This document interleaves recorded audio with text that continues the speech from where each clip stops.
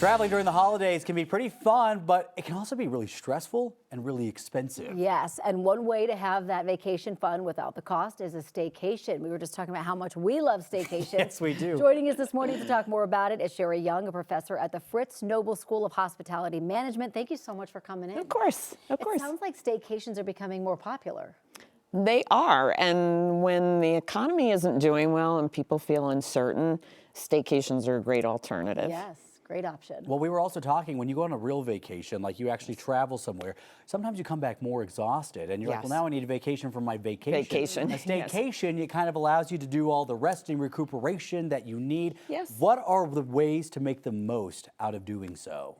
I mean, a staycation is so nice because you don't have to travel and you don't have to deal with the stress of airplanes being delayed, getting there, parking the car, all of that. You're close by, and you have the opportunity to be a tourist in your own neighborhood and do the things that maybe you don't normally do because you live there and you think, I'll get to it another day, or I'll do it when somebody comes to visit me. So I love staycations because then I get to do all these touristy things, and I also have the peace of mind that I'm so close to home. If anything happens, I could get back home if I needed to, but it's that opportunity to not be in your typical surroundings. I love being in a hotel. I love sleeping in another bed on nice sheets or something like that. Yes. I will say, when I'm home, I feel like I can be doing a million things, but if I'm just an hour away, not my house, right? I don't have to. You don't see the dust. There's no dust. There's no, messiness. You are completely disconnected. It's so nice. All right, what's the difference, the pros and cons between like Airbnb, VRBOs, and hotels? Well, there's this misconception that if you stay at an Airbnb or a VRBO that somehow you must cook for some reason. You don't have to. Good point. Good. You don't Just have to. The kitchen doesn't mean it has to be used. Exactly. So there's something about hotels. Hotels typically have better amenities. So for example, if you like a nice gym or a spa, you're going to have that at a hotel. There will be restaurants associated with it. Hotels are typically located in very central locations near maybe some of the things that you want to see, whether it's museums or theaters or music or something like that. Airbnbs, VRBOs, they're fun because they're different and everyone is different, so you don't know what you're going to get.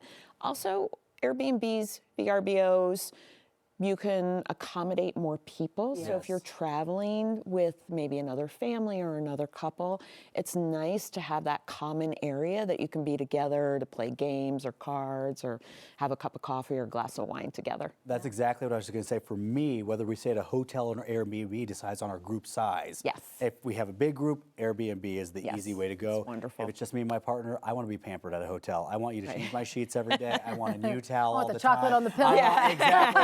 I want to be treated. Are there other ways, though, that if you are doing a staycation, you can treat yourself to that?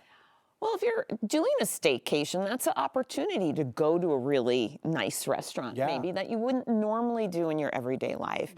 Go to a spa. You can go to a spa at a hotel and do some of those things to treat yourself.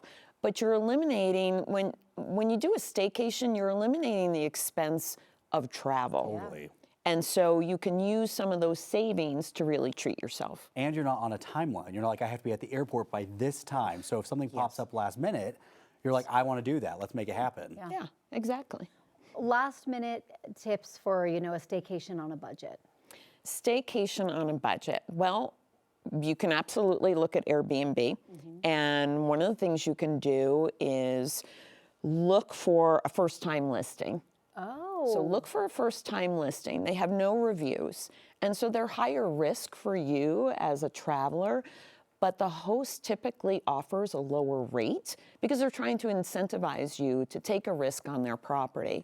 You can look to see if they have other properties that they're listing as a host, because if they have other properties, then you can see if they're a good host.